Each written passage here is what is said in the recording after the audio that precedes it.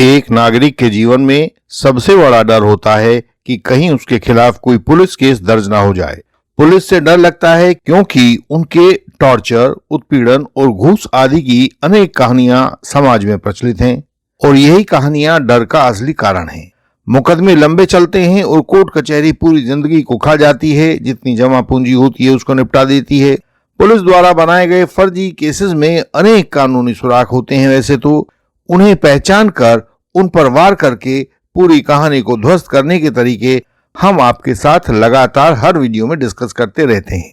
इसी सीरीज में आज हम आपसे डिस्कस करेंगे पुलिस द्वारा एफआईआर का हेरफेर, प्रोसीजर की गड़बड़ियां, सीजर मीमो की जादुई दुनिया, बीएनएसएस के दबाव में क्रॉस की बदलती हुई टेक्निक्स, आईओ की टाइम जालसाजी और मालखाना का मैनेजमेंट, आईओ की प्रॉक्सी इंजीनियरिंग और चार्जशीट में बैठे भाड़े के कलाकार, हमारे क्रॉस नेक्स्ट जेन की सर्जिकल स्ट्राइक।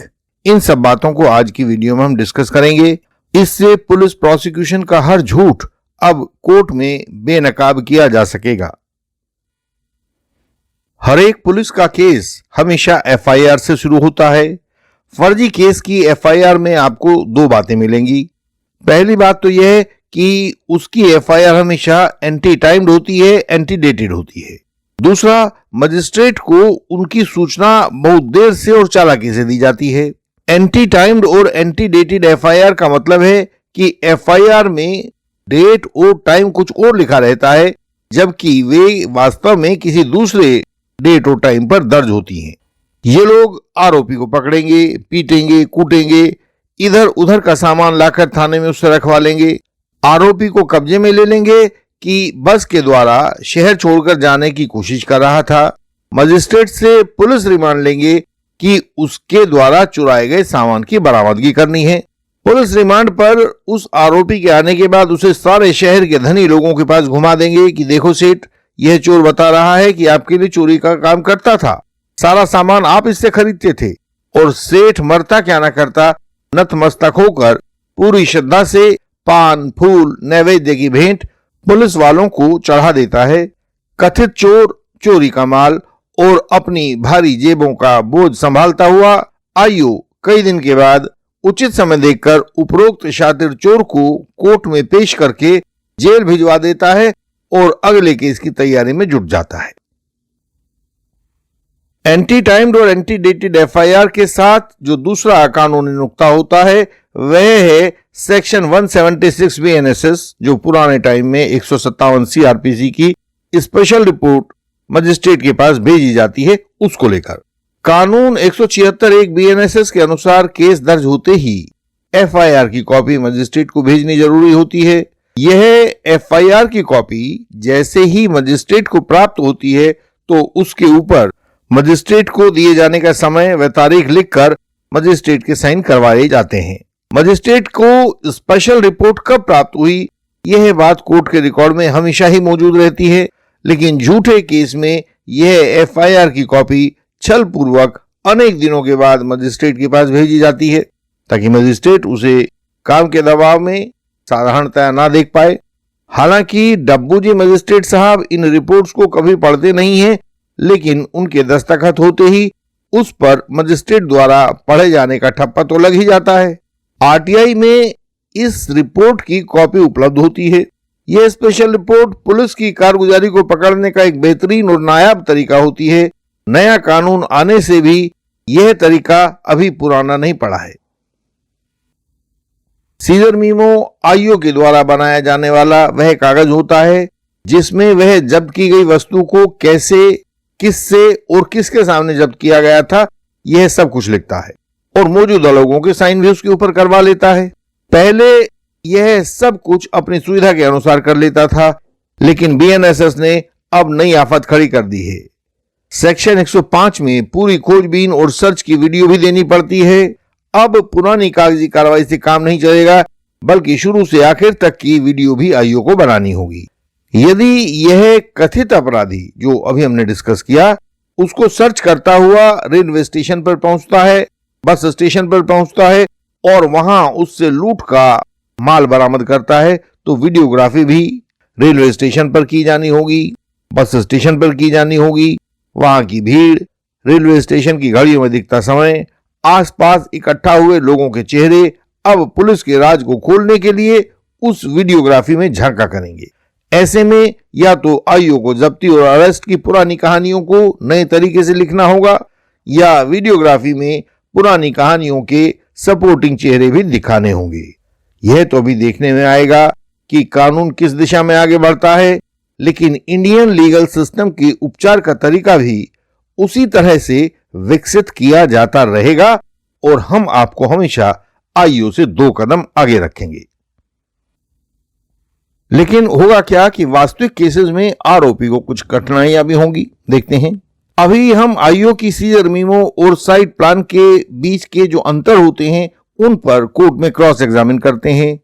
आगजनी के केस में साइट प्लान में तो दिखाए नहीं गए, तो फिर तेल की कैन या माचिस के इस्तेमाल का आरोप आपके पास झूठा है। घाव से टपकता हुआ खून साइट प्लान में नहीं है, तो फिर आपने खून आलूदा मिट्टी कहां से उठाई थी।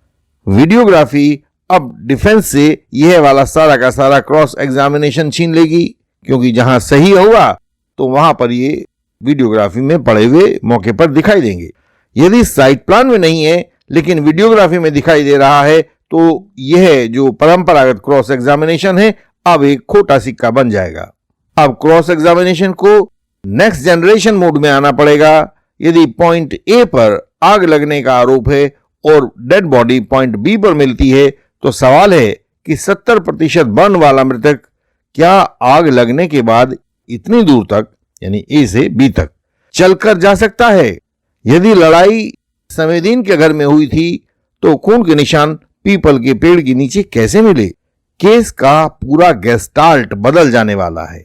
अब या तो पुलिस प्रोसिक्यूशन नए चलन की कहानियां लेकर आया करेंगे, या डिफेंस के लिए क्रॉस के नए औजार गढ़ने जरूरी हो जाएंगे। डिफेंस वाले हिस्से के लिए इंडियन लीगल सिस्टम सदैव तत्पर और सन्नद्ध है। जैसा होगा हम आपको पुलिस आईओ से पीछे नहीं रहने देंगे।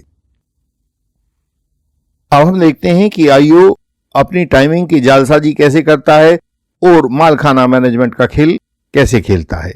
आईओ की साजिश के सबसे गहरे सूत्र अक्सर उसकी टाइमिंग की जालसाजी और मालखाना मैनेजमेंट में ही कहीं ना कहीं छिपे रहते हैं। कई बार आईओ अपने बयान में रिकवरी स्थान ए से बताता है, लेकिन कोई पब्लिक विटनेस नहीं होता। पब्लिक विटनेस की यह अनुपस्थिति चिल्लाकर कहती है कि यह सामान तो पहले से ही थाने के मालखाने में लाकर रखा गया था और उस फर्जी सीजर मीमो द्वारा बाहर दिखाया गया है। इस थाने पर मालखाना रजिस्टर और रोड सर्टिफिकेट की एंट्री ही इस झूठ को उजागर कर सकती है। यह आईओ के मालखाना मैनेजमेंट का एक जादू वाला खेल है। आईओ अपनी डायरी में मालखाना मैनेजमेंट की पूरी गीतमाला को लिख लेता है, लेकिन इंडियन लीगल सिस्टम का क्रॉस एग्जामिनेशन उसके मालखाना रजिस्टर की एंट्री के सहारे विरोधाभास को ढूंढकर निकाल देता है और कोर्ट के सामने रख देता है। हमारा क्रॉस एग्जामिनेशन पूछता है कि जब केस प्रॉपर्टी थाने में आई तो वह रोड सर्टिफिकेट आप दिखाइए, जरा कोर्ट को दिखाइए। इस क्रॉस में आईओ को उसके द्वारा रचित टाइम चक्रव्यूह के साथ तोड़ा जाता है, जिसे उसने एंटी टाइम्ड और एंटी डेटेड एफआईआर की नींव पर खड़ा किया हुआ था।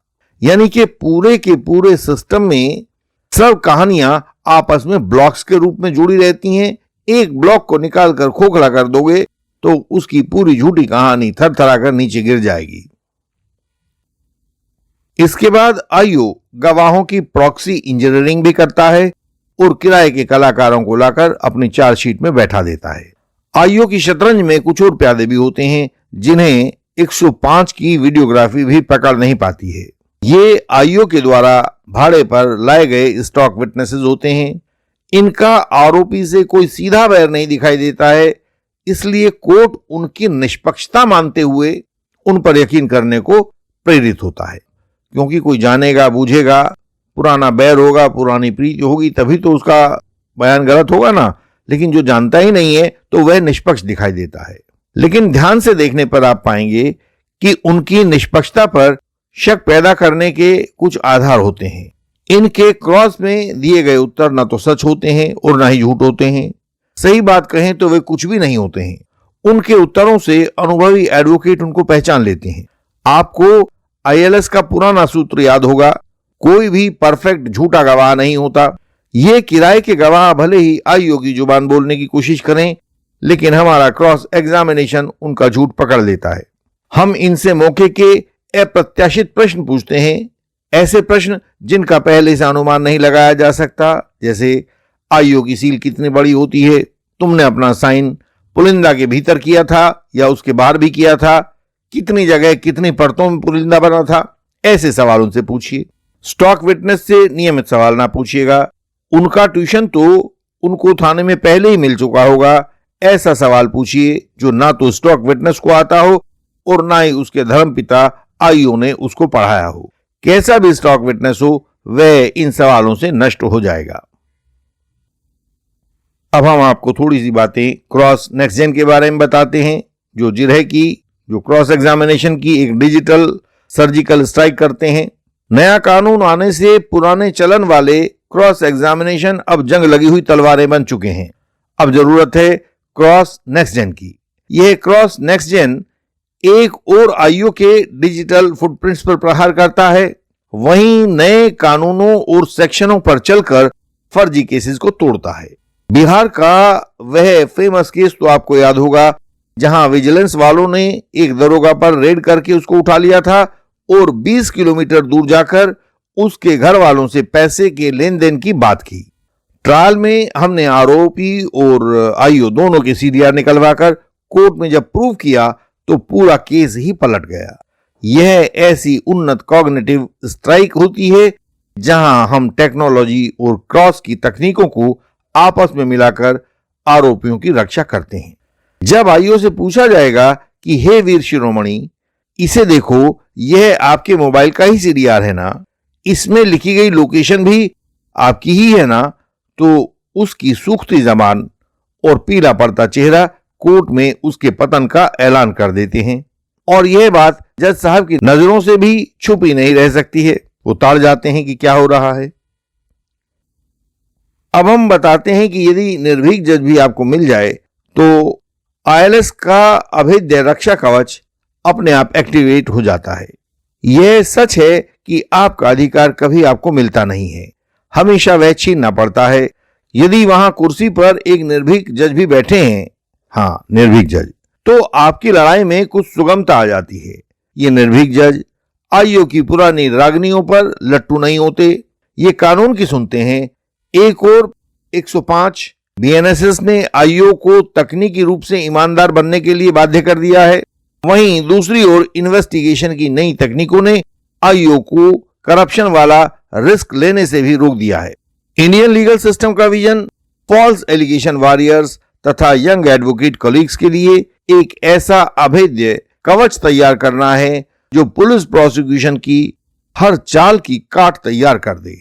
पुलिस प्रोसिक्यूशन एक कदम चलकर नया जाल आरोपियों के लिए बनाएंगे, लेकिन हम कोर्ट के सामने 2 कदम और आगे चलकर क्रॉस एग्जामिनेशन की नई तकनीकें लेकर आ जाएंगे।